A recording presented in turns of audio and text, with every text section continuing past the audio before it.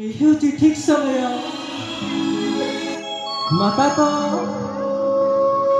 ତ ଘୋର ନିଦାରେ ଶୋଇ ପଡ଼ିଲେଣି। ଏହି ସମୟରେ ମାତାଙ୍କୁ ଛାଡ଼ି ଚାଲିଯିବି ଅଯୋଧ୍ୟାପୁର। ଚାଲିଯିବି ଅଯୋଧ୍ୟାପୁର।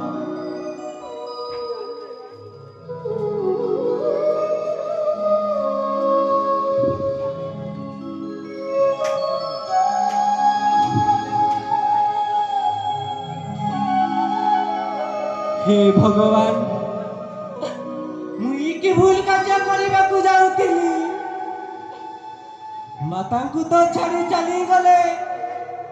अरण्य मध्य किए साहेब